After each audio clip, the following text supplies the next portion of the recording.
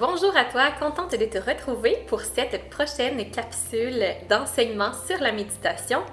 Alors aujourd'hui, j'avais envie de te parler des attitudes qui fondent qui sont les fondements de la pratique de la méditation pleine conscience, donc des postures intérieures à venir cultiver. Donc je vais commencer avec la première attitude, la première posture intérieure qui est le non-jugement.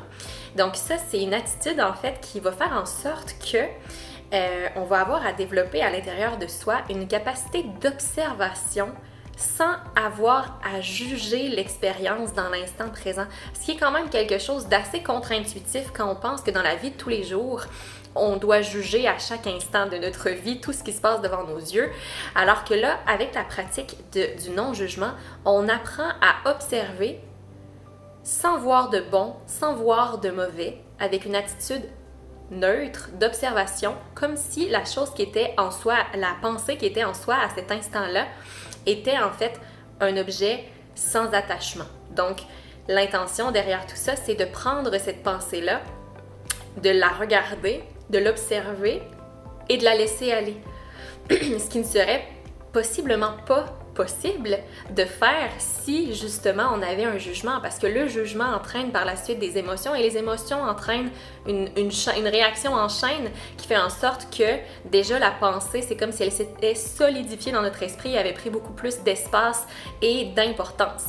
Donc là, l'intention, c'est de la regarder, de l'observer, de la laisser aller pour justement aller alléger la charge mentale, aller alléger ce qui se passe à l'intérieur de soi. Et c'est pour ça qu'on dit aussi également que quand on médite, on n'est pas en train de vouloir supprimer les pensées, mais plutôt de ne pas y accorder d'importance. Donc, nuance très importante. Alors voilà pour la première posture intérieure.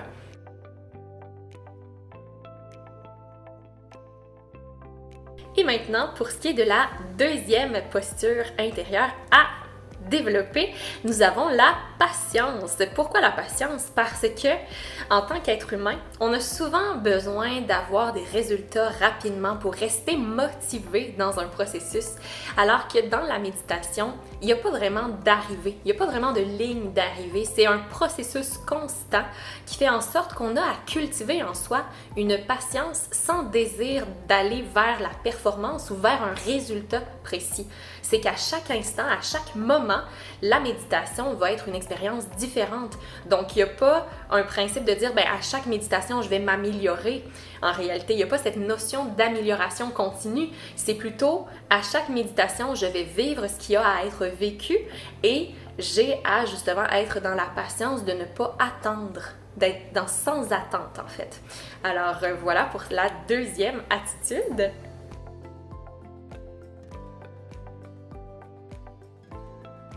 Et maintenant, nous avons la troisième qui est l'attitude de conserver l'esprit du débutant.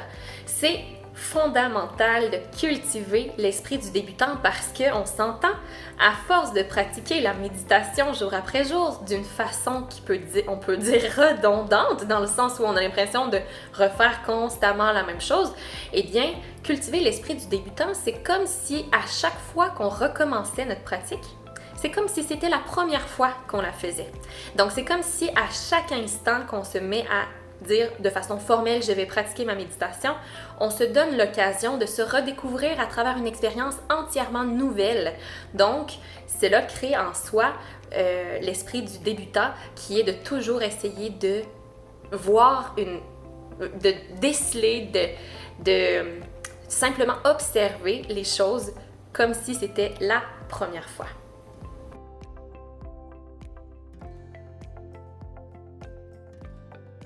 Et maintenant, nous sommes rendus à la posture de la confiance. Donc, pourquoi est-ce que c'est important de développer cette conscience ferme en soi et en la pratique méditative? C'est simplement parce qu'on peut être tenté comme personne, à travers également le besoin de performance et le besoin d'être sûr de bien faire les choses, de vouloir constamment être accompagné, de pouvoir exactement faire la technique de façon parfaite, d'avoir ce besoin-là de perfection nous amène à perdre la confiance en notre propre capacité à faire les choses et à incarner la méditation dans notre vie.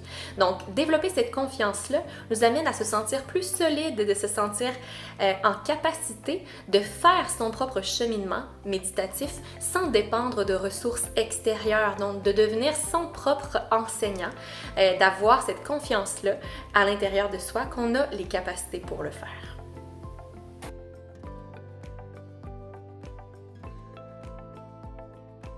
Et maintenant, nous sommes à la posture du non-effort. C'est ma préférée! Donc, pourquoi est-ce qu'on parle de la culture du non-effort? C'est parce que justement, dans notre vie de tous les jours, on est souvent tenté de se placer des objectifs ou des raisons pour lesquelles on va commencer quelque chose.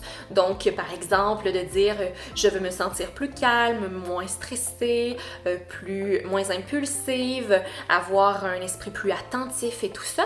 Ça, ce sont des objectifs extérieurs, des objectifs qui sont en fait, qui nous éloignent de la pratique de la méditation, qui se veut être une pratique sans effort parce que, comme on parlait tout à l'heure, il n'y a pas de but à atteindre, il n'y a pas de ligne d'arrivée.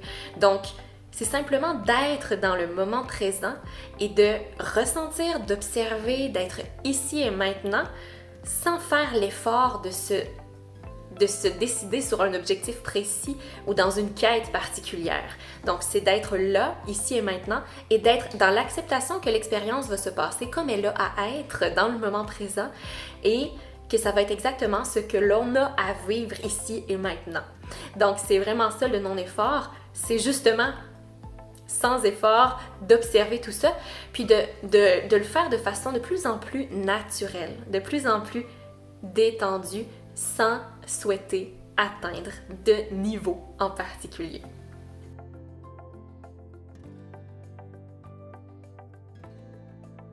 Maintenant, regardons la posture du lâcher-prise. Cette posture est quand même très particulière parce que c'est quelque chose que l'on fait tous les jours. En réalité, la plupart du temps, la plupart des gens, on va dire en général, ont cette faculté-là de lâcher prise au moment de s'endormir le soir. Donc, quand c'est le temps de dire comme « Ok, ben, je me laisse tomber dans la nuit de sommeil pour me reposer », il faut qu'il y ait nécessairement un lâcher-prise sur le flot des pensées qui est là. Donc, on est en mesure de le faire lorsqu'on a à s'endormir, mais le lâcher-prise doit aussi se développer, se cultiver dans la vie de tous les jours, parce que c'est comme ça qu'on arrive justement à se détacher du flot des pensées, puis à se sentir plus léger dans son hamster mental. Donc, en fait, la capacité à lâcher prise, c'est justement le fait de ne pas s'accrocher en fait à certaines pensées qui vont arriver à notre esprit, qui vont nous détourner du moment présent. Donc, de lâcher prise sur ces pensées-là sans nécessairement y accorder d'attention ou d'importance, puis d'accepter que dans le moment présent, ces pensées-là ne sont pas requises.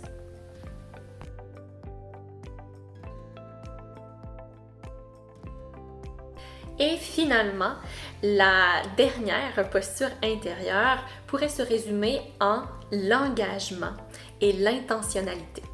Donc, pourquoi est-ce que c'est si important cette posture intérieure? C'est que c'est elle qui soutient toutes les autres en réalité, parce que c'est celle qui doit être, on va dire, le plus solide. Donc, c'est celle qui va faire en sorte que vous allez continuer de façon intentionnelle à chaque jour de votre vie, peu importe ce qui se passe au quotidien, peu importe les résultats que vous voudriez qui tardent à venir ou quoi que ce soit. L'engagement et l'intentionnalité, c'est de comprendre le sens que vous avez à pratiquer la méditation. Quel est le sens profond qui est derrière tout ça et pourquoi est-ce que vous vous êtes engagé à commencer cette pratique? Donc, c'est très important parce que le pourquoi des choses, la graine en fait d'intentionnalité va revenir à chaque fois qu'on va avoir une baisse, on va dire, d'intérêt ou de motivation ou quelque chose qui se passe dans notre vie qui nous amène à devoir diminuer notre pratique quotidienne. Comment on va faire pour y retourner? Parce qu'effectivement, dans les aléas de la vie, ça peut arriver qu'on cesse une pratique quelques instants. Mais comment faire pour être capable d'y revenir avec engagement?